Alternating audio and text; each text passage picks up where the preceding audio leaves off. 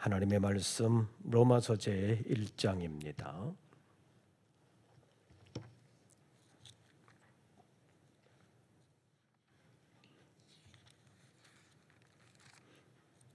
로마서 제1장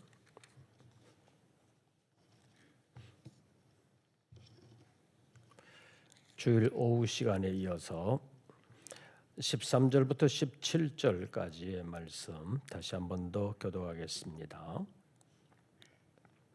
로마서 제1장 13절부터 17절까지의 말씀 함께 교독합니다.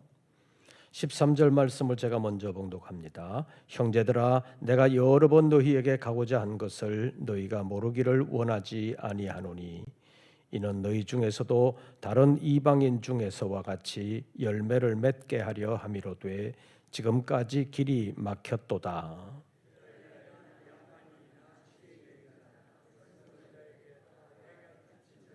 그러므로 나는 할 수 있는 대로 로마에 있는 너희에게도 복음 전하기를 원하노라.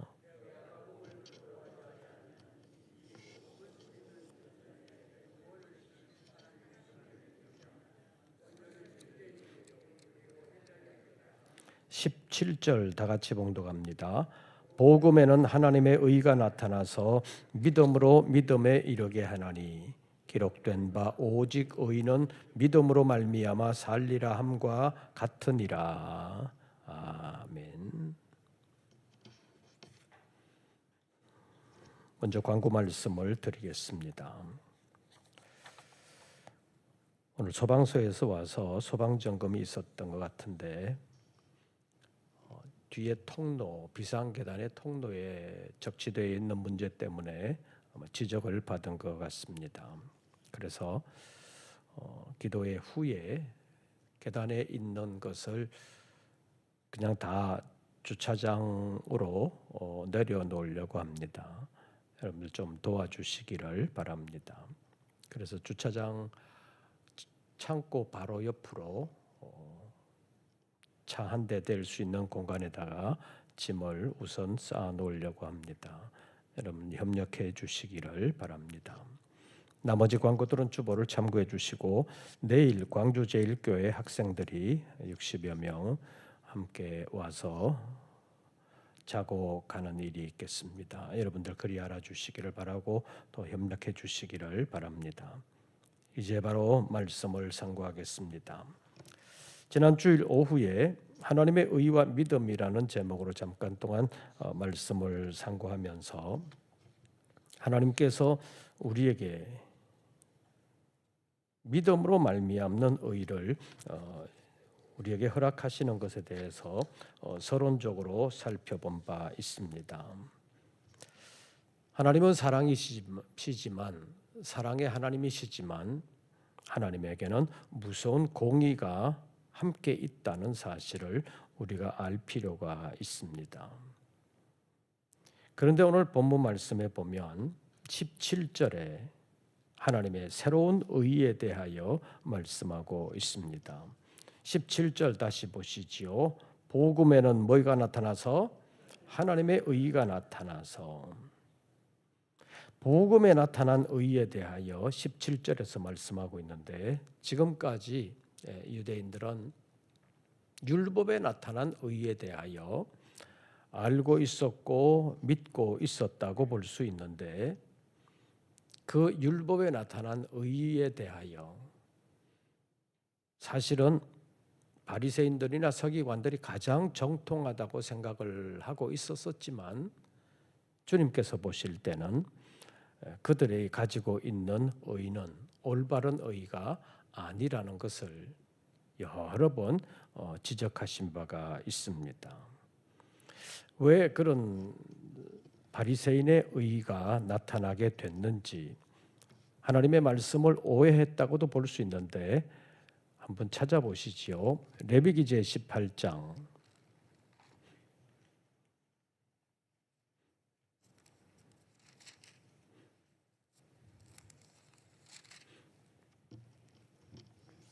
레위기 18장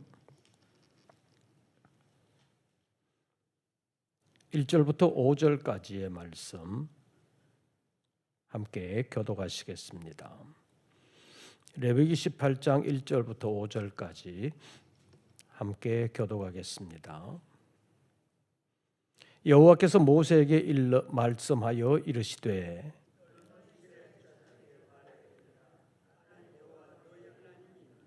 너희는 너희가 거주하던 애굽 땅의 풍속을 따르지 말며 내가 너희를 인도할 가나안 땅의 풍속과 규례도 행하지 말고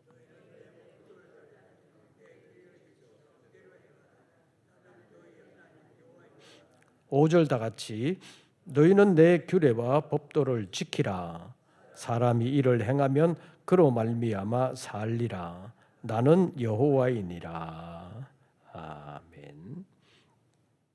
이 말씀을 보면 하나님께서 이스라엘 백성들을 애굽에서 건져내시고 그 이스라엘 백성들과 출애굽기 19장 20장에 있는 말씀을 보면 시내산에 강림하신 하나님께서 이스라엘 백성들과 언약을 맺으시는데 그 언약을 맺으시면서 나는 너희의 하나님이 되고 너희는 내 백성이 된다라는 말씀을 하셨습니다.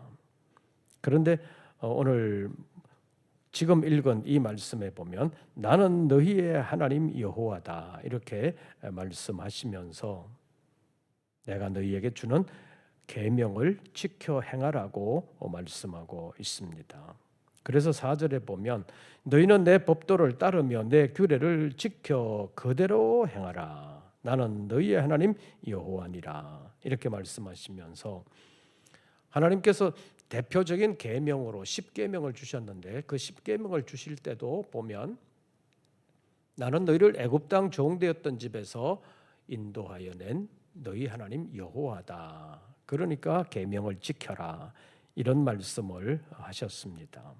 그런데 그 계명을 지키면 어떻게 되느냐 하는 것에 대해서 5절에서 한번 보시죠. 너희는 내 규례와 법도를 어떻게 하라? 지키라. 사람이 이를 행하면 그로 말미암아 살리라. 나는 여호와이니라. 주님의 규례와 법도를 지켜 행하면 어떻게 되리라? 살리라. 그러면 법도와 규례를 지키지 아니하면 살지 못한다 그런 말이잖아요. 그러니까 이스라엘 백성들은 주님의 법도는 무조건 지켜야 된다 이렇게 생각을 했다고 볼 수 있습니다. 왜냐하면 이스라엘 백성들이 애굽에서 나오면서 광야에서 살아가는 동안 불순종이라 이렇게 말씀하셨습니다. 그런데 우리가 지난 주일 오후에 살펴본 것처럼 이스라엘 백성들이 죄를 지으면 하나님의 사랑으로 용서를 받기도 하지만 그러나 하나님의 공의의 관점에서 보면 그냥 용서해 주시는 것이 아니라 제물에 대신해서 제물을 죽임으로 그 죄값을 치르게 하시면서 용서해 주시는 구약의 제사 제도에 대해서 지난 주일 오후에 살펴본 바 있습니다. 그래서 하나님의 공의라는 측면에서 보면 하나님께서 이스라엘 백성들을 용서해 주시기를 원하시는데 그 용서해 주시는 방법으로 제물이 대신 죄값을 치르게 하시는 방법이 이스라엘 백성들의 제사 제도였다는 것을 우리가 볼 수 있는데 오늘 레위기 18장에 있는 이 말씀과 관련해서 말하면 여러 가지 그런 제도, 제사 제도도 여기에 포함됐다고 볼 수 있는데 그런 규례를 지켜 행하면 산다. 그렇게 말씀하셨다고 볼 수 있는데 이것이 이제 계명으로 말미암는 의라고 말할 수 있습니다. 그래서 조금 더 일반적인 말로 하면 율법으로 말미암는 의, 율법에 나타난 하나님의 의라고 볼 수 있습니다. 그래서 율법에 나타난 하나님의 의는 계명을 지켜 행하라. 그리하면 살게 된다. 그리하면 옳다 인정함을 받는다. 이렇게 말할 수 있습니다. 그래서 이스라엘 백성들이 사실은 계명을 정말 지키려고 애를 많이 썼는데 시간이 흘러가면서 계명을 지키는 것이 형식적으로 흐르게 됐다는 것을 우리가 성경을 통해서 발견할 수가 있습니다. 그런데 지키기는 지키는데 너무 형식으로 치우쳤다는 것입니다. 지난주에도 잠깐 말씀드린 바 있는 것 같은데, 예를 들어서 안식일을 기억하여 거룩하게 지키라 그러면 계명은 그것밖에 없는데, 그러면 안식일을 어떻게 지키는 것이 거룩하게 지키는 거냐, 그런 것을 만들어가면서 멀리 가서도 안 되고 무거운 걸 들어서도 안 되고 뭐 다른 일을 해서도 안 되고, 그러다 보니까 너무 형식적으로만 살아가는 경우가 많이 있었다고 볼 수 있습니다. 그래서 심지어는 보면 나중에는 이제 처음에는 그런 규례들이 안 생겼었는데 어떻게 주일을 안식일을 거룩하게 지키냐, 이건 해야 되냐 말아야 되냐, 그런 문제들이 계속해서 생겨나잖아요. 그랬을 때 이거는 해도 된다 하면 안 된다, 이런 기준을 누가 정하느냐 하면 사람들이 정한다는 것입니다. 그 사람들이 정하는 사람들 가운데서 구약에서는 흔히 장로라고 불리는 사람들이 그 기준을 정하기 때문에 장로들의 전통이라는 말을 쓰는 것입니다. 그래서 그 장로들의 전통이 생기는데, 안식일 같으면 안식일에 일하면 안 된다. 그런데 그 일이 뭐냐? 자, 예를 들어서 이제 저녁 같으면 지금 우리로 말하면 전깃불을 켜잖아요. 근데 옛날에는 전깃불이 없잖아요. 그러면 다른 불을 켜야 되잖아요. 호롱불이나 뭐 이런 걸 켜야 되잖아요. 아니면 아주 옛날에는 횃불 같은 것도 할 수 있잖아요. 근데 그걸 켜면 그것도 일이냐, 안식일법을 어기는 거냐, 그런 것 때문에 논란이 생깁니다. 밥을 먹기 위해서 식사 준비를 하면 옛날 같으면 불도 떼야 되고 여러 가지 해야 되잖아요. 그 안식일 어기는 거 아니냐, 그런 문제들이 나오게 됩니다. 그래서 안식일을 어기는 것이라고 보고 처음에는 굶기도 하고 불도 안 켜고 그냥 살기도 하고, 그렇게 해보니까 어때요? 불편하잖아요. 상당히 불편하잖아요. 그래서 이제 자기들은 안 하고 이방인들을 고용해가지고 시켜 먹고 나는 안 했다. 그러면서 나는 하나님의 계명을 범하지 않았다. 뭐 쟤네들은 뭐 하나님하고 상관없으니까 쟤네들은 해도 괜찮고 나는 안 했으니까 괜찮다. 그런 식으로 행하는 일들이 많이 생겼다는 것입니다. 그래서 구약의 제사 제도도 양을 제물로 하는 것을 대표적으로 보면 양을 제물로 하고 양을 죽여서 속죄 제물, 또 하나님과의 관계로 하면 화목 제물을 삼아서 제사를 드리고 나면 이제는 끝났다. 내 죄는 끝났다. 이렇게 생각하는 것입니다. 그런데 그렇게만 하도록 그런 제도가 생긴 것이 아니잖아요. 지난번에도 말씀드린 것처럼 예를 들어서 내가 죄를 지어서 그 양이 대신 죽는다면 그 양을 향해서 우리의 마음이 어때야 되는 거예요? 굉장히 미안한 마음이 있어야 되는 거잖아요. 내가 잘못한 걸 얘가 대신 책임지고 얘가 죽는다. 그래서 미안한 마음을 가지면서 하나님 앞에서 내가 참 진짜 잘못했습니다. 내가 죽어야 되는데 얘가 죽습니다. 그러면서 하나님 앞에서 자신을 돌아봐야 되는데, 처음에는 그랬었는데 시간이 흘러가면서 세월이 흘러가면서 그런 일들이 반복되면서 마음이 둔해지는 거죠. 그래서 그런 일들만 하면 내 죄의 문제는 끝났다. 용서받았다. 그래서 마음이 굳어진다고 볼 수 있습니다. 그런 일들이 반복되면서 아무리 죄를 지어도 그럼 양만 몇 마리 죽이면 되지 뭐, 그런 식으로 간다는 것입니다. 그래 놓고도 하나님 앞에서 나는 죄인이 아니다, 하나님의 법대로 했으니까 나는 의인이다, 그런 생각을 가지고 있었던 것이 바리새인들이라고 말할 수 있습니다.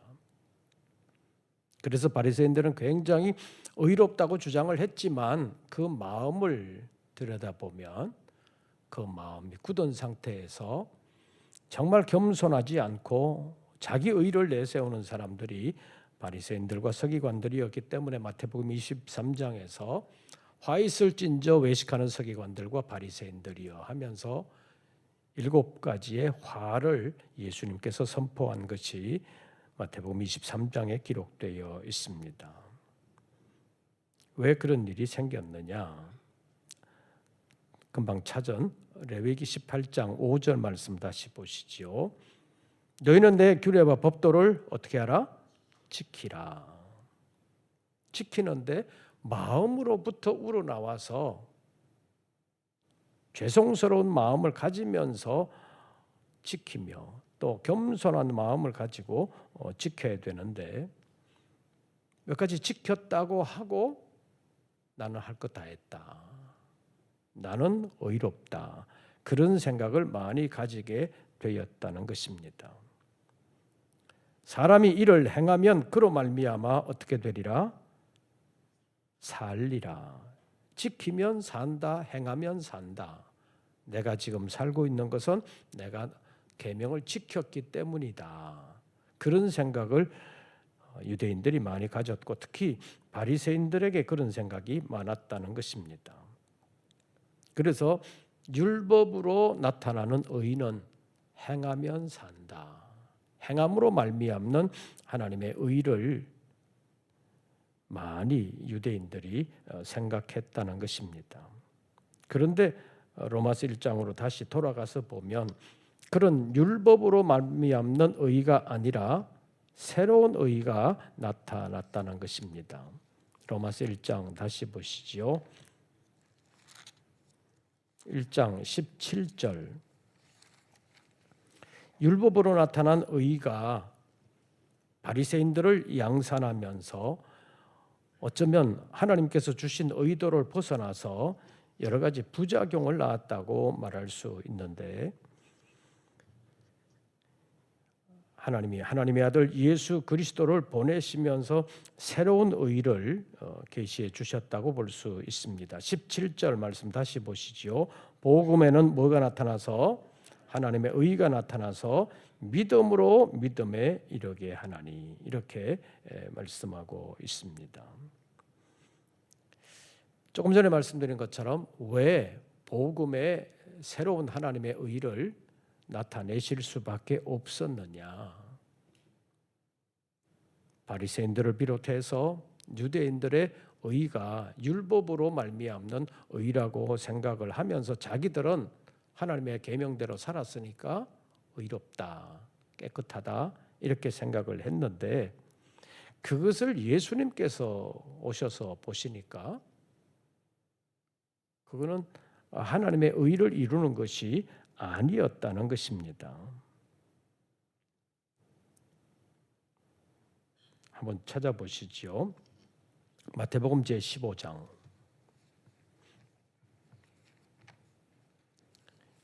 마태복음 15장에서 예를 들고 있습니다.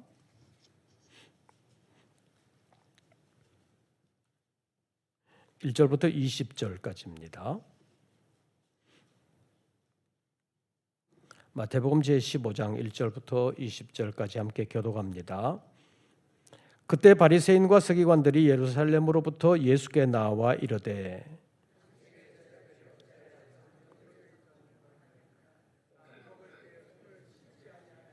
대답하여 이르시되 너희는 어찌하여 너희의 전통으로 하나님의 계명을 범하느냐?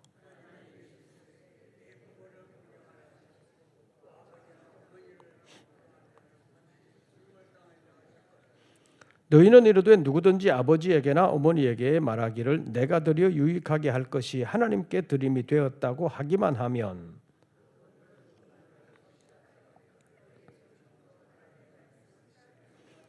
외식하는 자들아, 이사야가 너희에 관하여 잘 예언하였도다. 일러스되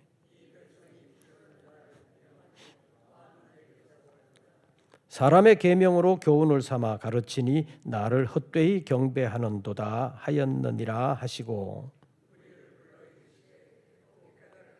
입으로 들어가는 것이 사람을 더럽게 하는 것이 아니라 입에서 나오는 그것이 사람을 더럽게 하는 것이니라.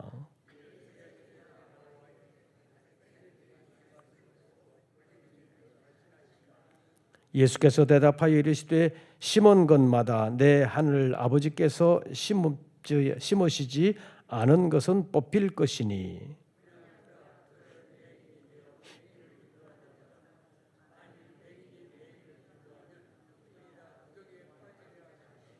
베드로가 대답하여 이르되 이 비유를 우리에게 설명하여 주옵소서. 입으로 들어가는 모든 것은 배로 들어가서 뒤로 내버려지는 줄 알지 못하느냐.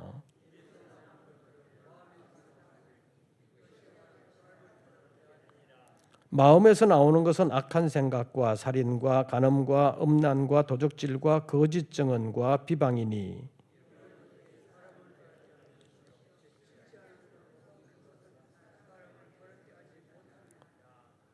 아멘. 예수님께서 제자들과 함께 전도 여행을 하시고 여러 군데를 다니시게 됐는데, 그때 제자들이 떡을 먹을 때 뭘 안 씻었다는 거예요?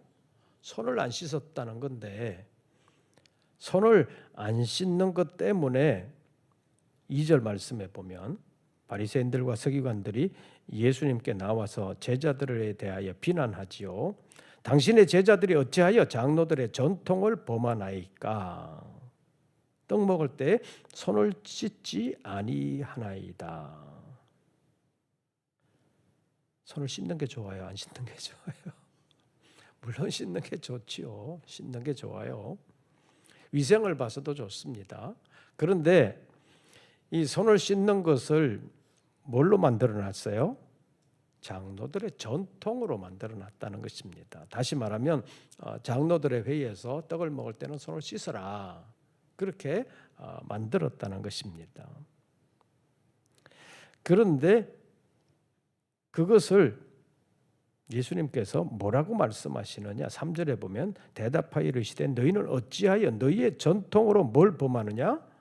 하나님의 계명을 범하느냐? 이렇게 말씀하시고 있습니다. 손을 씻는 것은 위생적으로도 좋다고 볼 수 있습니다. 그런데 왜 예수님께서 너희의 전통으로 하나님의 계명을 범하느냐 이렇게 말씀하셨겠느냐 하는 것입니다. 그래서 예수님께서 구체적으로 다른 예들을 하나 들면서 하나님의 계명에 부모를 공경하라 그랬는데 너희는 그 계명을 바꾸어 가지고 왜 이렇게 하냐. 그 구체적인 것을 하나 예를 들고 있는데, 부모를 공경해야 되는데 부모를 공경하려면 공경의 방법 가운데 여러 가지가 있잖아요. 그냥 말씀에 순종하는 거, 그 다음에 뭘 이렇게 해드리는 거, 음식을 해드릴 수도 있고 돈으로 뭘 해드릴 수도 있고, 아니면 옛날 같으면 무슨 곡식이나 뭐 이런 걸로 해드릴 수도 있고 여러 가지 방법이 있잖아요. 그런데 그렇게 해드리는 것이 부모를 공경하는 방법 가운데 하나인데, 요거를 가지고 부모를 공경해야 되는데 요거를 누구에게 드렸다? 하나님께 드렸다 하면 부모에게 그걸 안 드려도 된다는 것입니다. 그것이 당시에 유행하고 있었던 한 가지 편법이라고 말할 수 있습니다. 그래서 부모님께 드려야 되는데 이거 하나님께 드린 겁니다. 그러면 안 드려도 누구도 욕하지를 못한다는 것입니다. 그런 식으로 드릴 것을 안 드리는 경우가 종종 생겼다는 것입니다. 그래서 전에도 한번 말씀드린 것 같은데, 예를 들어서 양을 키우는 사람이 양 한 마리는 하나님께 드립니다. 양이 2마리가 새끼가 났어요. 한 마리는 하나님께 드립니다. 그랬는데 키워가지고 드리게 되는데 키우다 보니까 한 마리가 어떻게 됐어? 죽었어요? 어떻게 했다고요? 죽은 게 하나님께 드린 겁니다. 하나님께 드린 게 죽었으니까 안 드려도 된다. 그런 식으로 편법으로 빠져나가는 일들이 많았다는 것입니다. 왜 그렇게 됐느냐? 그 계명을 만들 때는 하나님의 계명을 좀 잘 지키게 하기 위해서 만들었는데 실제로 보면 하나님을 공경하는 것이 아니라 하나님의 계명을 빠져나가는 방법으로 사람들이 잘못 쓰고 있다. 어떻게 보면 계명을 남용하거나 오용하는 일들이 많다는 것입니다. 이것에 대하여 예수님께서 8절 9절 이사야 29장에 있는 지난 주일 오후에 잠깐 살펴봤던 그 말씀을 인용하시면서 뭐라고 말씀하시는지 8절 보시죠. 이 백성이 입술로는 나를 공경하되 마음은 내게서 멀도다. 무엇으로 교훈을 삼아? 사람의 계명으로 교훈을 삼아 가르치니 나를 헛되이 경배하는도다. 계명은 계명인데 하나님의 계명이 아니라 사람의 계명으로 받아들이면서 실제적으로 하나님의 계명을 어기는 일들이 많이 생겼다는 것입니다. 그러니까 예수님 시대에 보면 안식일에 뭘 하지 말아라 하는 것이 본래는 안식일을 기억하여 거룩하게 지키라는 하나님의 계명을 지키는 보조적인 수단으로서 이거는 하면 안 된다, 이거는 하면 안 된다 그런 것이었었는데 그것이 정말로 하나님의 계명으로서 하나님을 기쁘시게 하는 계명이 아니라 자기들이 만든 전통으로 하나님의 뜻을 도리어 지키지 못하게 하는 계명이 될 때가 많이 있었다는 것입니다. 그래서 예수님께서 안식일에 병자를 고치시면서 그런 말씀을 하시잖아요. 안식일에 내가 예를 들어서 소가 구덩이에 빠졌으면 안식일이라고 아무것도 안 해야 되니까 구덩이에 빠져서 뭐 죽거나 말거나 그냥 내버려 두냐? 그건 아니지 않냐? 구덩이에 빠져서 죽게 되었으면 살려줘야지.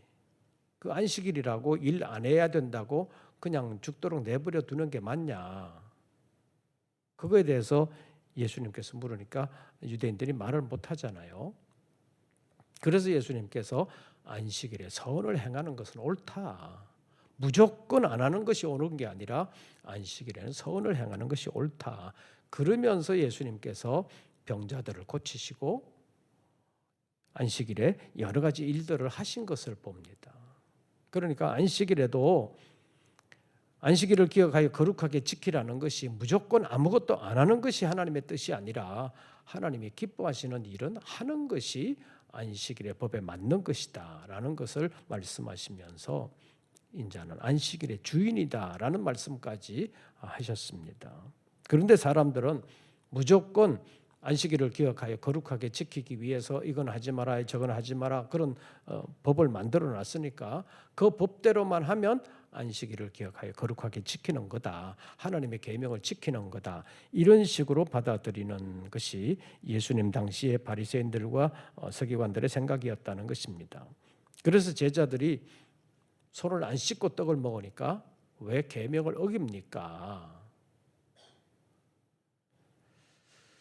이 장로들의 전통을 어긴다고 말을 했겠지만 이렇게 기록하고 있지만 실제적으로는 아마 그들이 바리새인들이 예수님께 당신의 제자들은 왜 하나님의 계명을 어깁니까? 이런 식으로 말했을 가능성이 많습니다.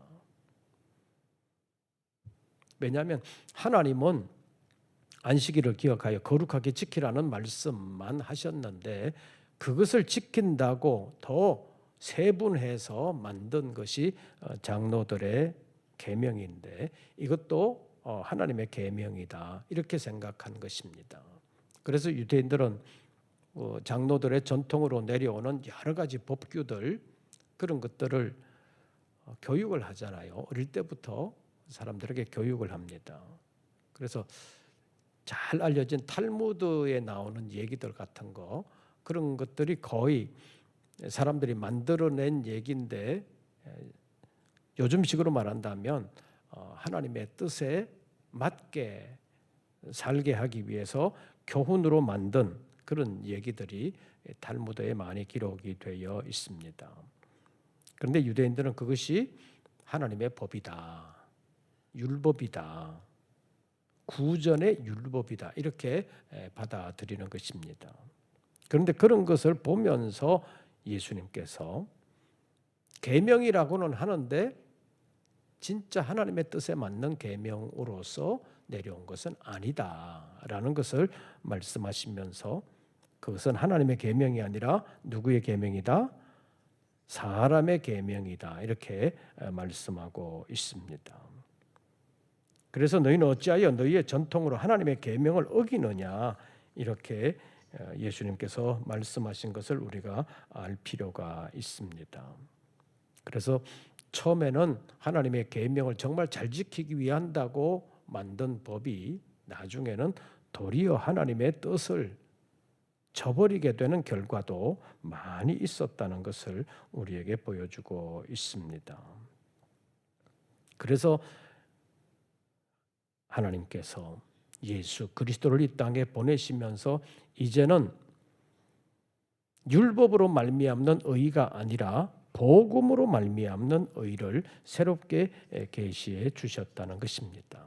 왜냐하면 율법으로 말미암는 의를 계명을 통해서 계시해 주셨는데 그 계명을 지키는 사람들이 그 계명을 지킨다고 하면서 도리어 계명의 참뜻은 다 잃어버리고 사람들이 만든 여러 가지 계명을 덧붙이면서 도리어 하나님의 뜻에 멀어지는 그런 결과들이 나타났기 때문에 하나님께서 새로운 하나님의 의, 복음으로 말미암는 의를 계시해 주신다고 말씀하시면서 로마서 1장 17절 말씀에는 복음에는 하나님의 의가 나타나서 믿음으로 믿음에 이르게 한다고 말씀하고 있습니다. 그래서 믿음으로 믿음에 이르게 하는 이 의에 대하여는 다음 시간에 조금 더 자세하게 살펴보도록 하겠습니다. 어쨌든 율법으로 말미암는 의 이것도 이스라엘 백성들을 구원하시기 위한 하나님의 은혜와 사랑으로 주셨는데 사람들이 그것을 도리어 하나님을 섬기는 수단이 아니라 하나님의 계명을 회피하는 수단으로 만들어가는 일들이 많았기 때문에 예수님의 책망을 받았다고 말할 수 있습니다. 그래서 서기관들과 바리새인들의 의가 겉보기에는 굉장히 좋은 것 같았었는데 실제적으로는 예수님께서 보실 때는 회칠한 무덤과 같다고 지적하실 정도로 마음은 떠났고 껍데기만 하나님을 섬기는 모습으로 나타난 것에 대한 지적을 하고 있는 것을 볼 수 있습니다.